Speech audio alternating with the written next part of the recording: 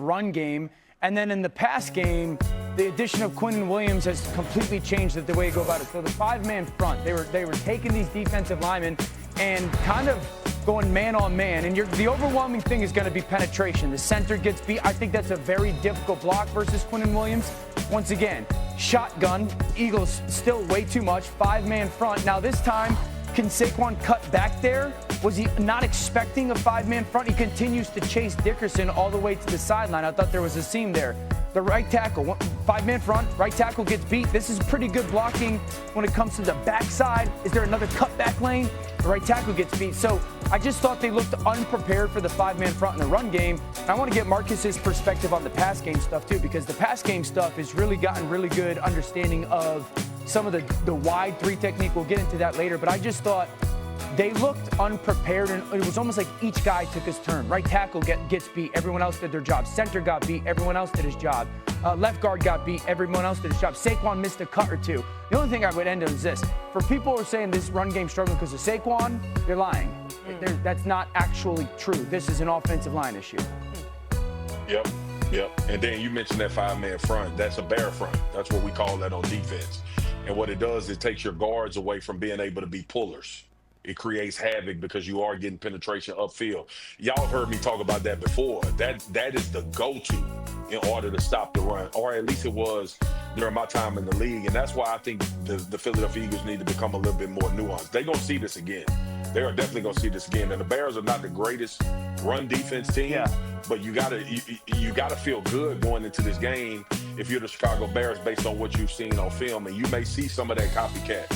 But I think Philly needs to find space again and try to create some angles and try to create some explosives outside of the line of scrimmage beyond handing the football off. And I don't know, D.O., if that's motion. I don't know if that's moving Saquon out and putting him in some screen situations. We talked about this a little bit in the green room with the bunches. I asked you, how hard is that to install or implement just a couple wrinkles? That's the word that comes to mind with the Philadelphia Eagles, because you still look on the field and it's still a tremendous amount of talent at these skill positions. It just feels like they need to be set up pre-snap a little bit better and try to create some explosives and some angles to this offense in order to get their guys in space. I know we talked about it ad nauseum with AJ, running the same routes, always one-on-one.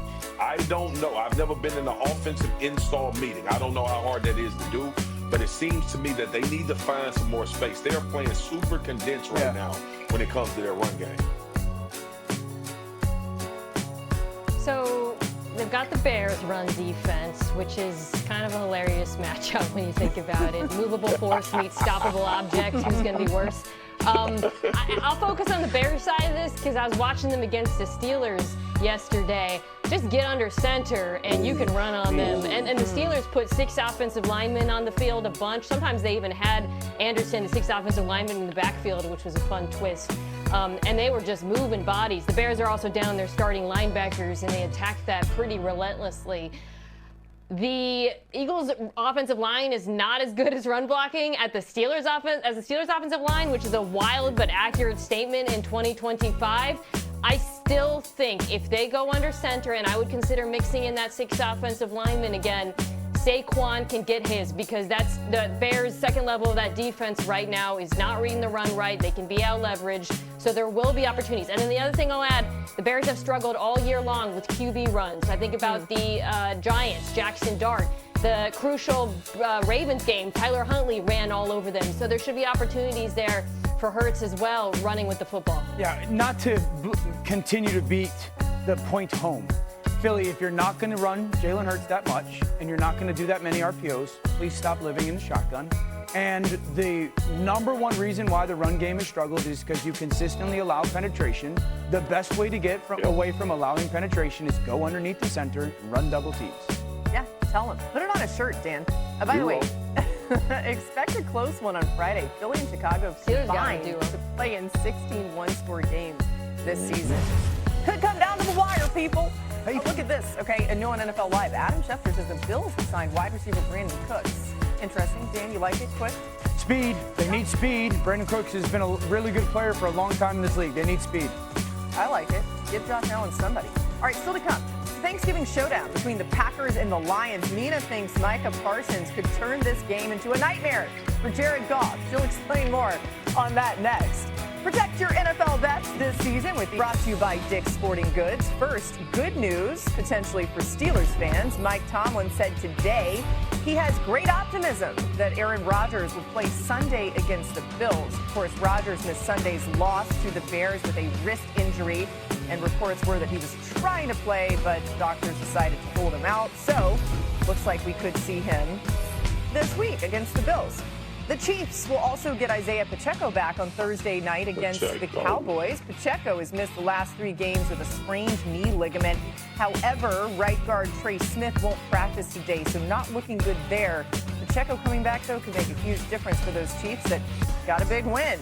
Back to the great matchups can't wait to see on Thanksgiving. Let's dive into Packers and Lions. The Packers, look at how important this game is, currently have a 45% chance to win the division according to ESPN Analytics. That would jump to a 66% with a win and drop to a 27% loss with a loss. So as for Detroit, it can see its chances to win the North drop all the way to 11% with a loss on Thursday. This shows you how impactful this one can be. Mina, how can the Packers defense get to Jared Goff? Yeah, it does. Yeah. All right. So teams that have given Detroit trouble, the Detroit offense, have done a few things. One, interior pressure. You saw that in New York, the defensive tackles working the guards in particular. 2, you have to take away Goff's or cloud his throwing lanes over the middle of the field off of play action, show him color when he turns his back.